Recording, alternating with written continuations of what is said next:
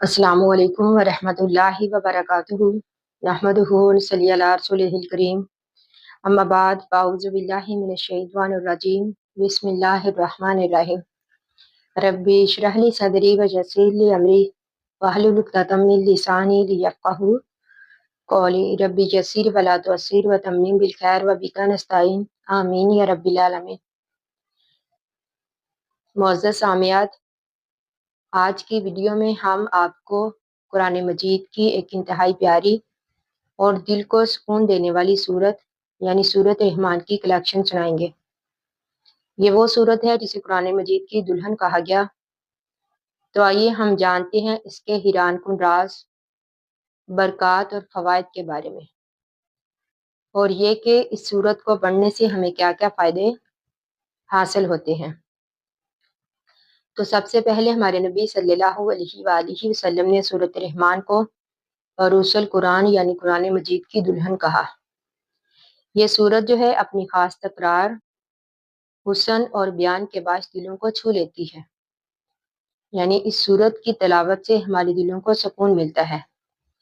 और ये कि इस सूरत में एक आयत फ़ाबिअय्यि आलाइ रब्बिकुमा तुकज़्ज़िबान को 31 मरतबा दोहराया गया। यानी तुम अपने रब की कौन कौन सी नेमतों को जुटलाओगे। इस आयत को 31 मरतबा दोहराया गया। ये आयत जो है इंसानों और जिन्नों को अल्लाह ताला की नेमतें याद दिलाती है। इस सूरत में जन्नत के बगात, नहरें, खुशबुएं और अल्लाह ताला की बेशुमार रहमतों का जिक्र है, जिसे सुनकर दिल जो है जन्नत की ख्वाहिश में तड़प उठता है।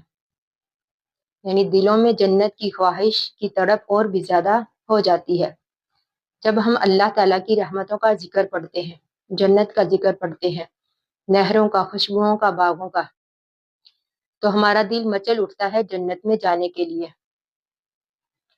तो इसी तरह ये सूरत जो है ये सिर्फ इंसानों को नहीं बल्कि जिन्नों को भी खिताब करती है, जिससे हमें ये पता चलता है कि कुरान मजीद जो है तमाम मखलूक़ात के लिए हिदायत का बायस है।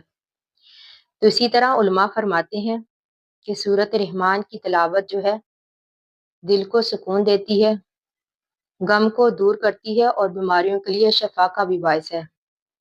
अक्सर उलमा का कहना है कि सूरत रहमान कसरत से पढ़ने वाला नजात पाता है। अल्लाह ताला इसके रिज़्क़ में बरकत पैदा करते हैं। और बाज़ रवायात में है कि सूरत रहमान जो है कब्र में रोशनी और क़यामत वाले दिन शफात का ज़रिया बनेगी। गोया कि सूरत रहमान जो है हमें अल्लाह ताला की नेमतें याद दिलाती है।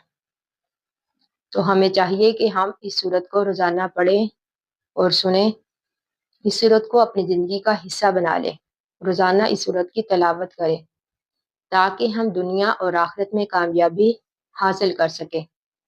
तो अल्लाह ताला से दुआ है कि अल्लाह ताला हमें इस सूरत को ज़्यादा से ज़्यादा पढ़ने और समझने की तौफीक अता करे। आमीन सुम्मा आमीन। आखिरु दावाना अनिल हम्दुलिल्लाहि रब्बिल आलमीन। अस्सलामु अलैकुम व रहमतुल्लाहि व बरकातुहू।